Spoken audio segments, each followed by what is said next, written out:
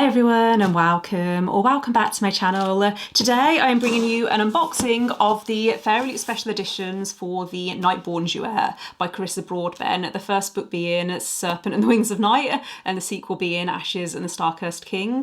This is part of the Crowns of Nyaxia world, which is one of my favourite fantasy series. This was a bit of a spontaneous purchase because these were announced about a year ago, and at the time I didn't pay much attention because I thought there was no way I was going to get hold of a copy. Fairyloot, whenever they do a special edition of a really popular book or series, it very rarely makes it to general release, and I wasn't a subscriber at the time. However, I got my invite to the romantasy subscription literally the day before this went on sale, so I got the email saying I had early access, and it was a bit of a spontaneous purchase. However, I am very excited to see these editions. From the photos, it looked stunning. So here is what we have in the box. We have a little card which just says thank you for ordering from Fairyloot. We hope you enjoy your purchase. I'm sure I will.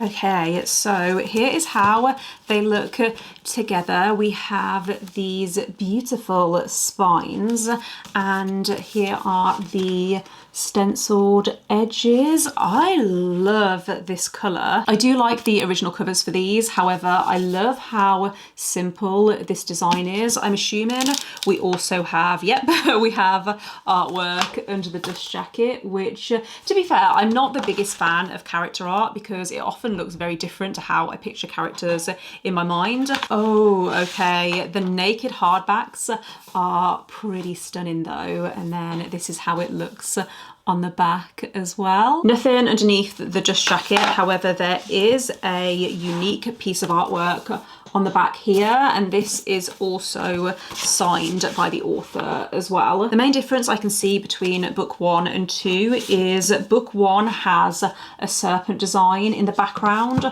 on the front cover, and it also has a serpent design on the back, whereas book 2 has a feather design in the background, and then on the back we have a pair of wings. The artwork once again is stunning. This is the front end paper, and then the back is here. This is the naked hardback, and then the spine and the back. Just noticed there's also a map at the front of the books, which, because I read these on my Kindle, I don't remember seeing a map. There might have been and I just completely glossed over it, but I love a map in a fantasy book. I am someone who gets lost very quickly, so I like having a map to refer back to, especially if characters are traveling to multiple places. I've also never seen the difference in size before, and you can see that Serpent and the Wings of Night is significantly shorter than Ashes and the Star-Cursed King. For some reason I thought they were a similar length, but Ashes and the Star-Cursed King is, let me just double check, 590 pages, whereas the Serpent and the Wings of Night is only 464, so yeah, over 100 pages longer, and I think you can see that with the difference in size. Let me know in the comments if you have any thoughts or feelings on these editions. I think they are beautiful, and I am really glad that I got them in the end. I do wish that we hadn't had to have waited 10 months, I think, for them to be delivered.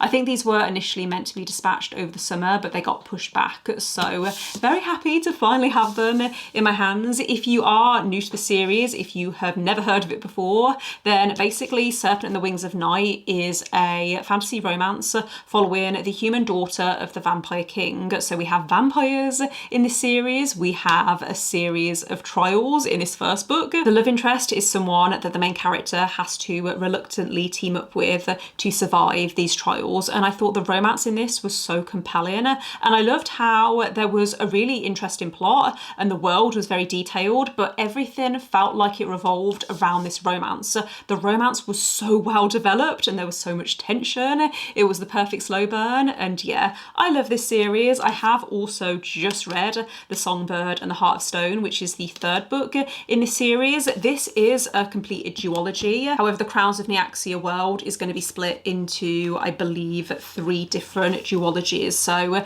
this is the first duology. I'm really hoping that Fairyloot do a follow-up so that I can have matching editions, but But yeah, let me know in the comments if you have any thoughts or feelings on this series or on these editions. Let me know just anything that you would like to comment. If you can't think of anything to say but you would like to leave a comment, then maybe leave either a serpent or a feather emoji. I think there are feather emojis, but if not, then leave me a serpent emoji. And don't forget to give this video a thumbs up if you liked it, and click subscribe if you would like to see more videos from me. But otherwise, I will see you next time. Bye.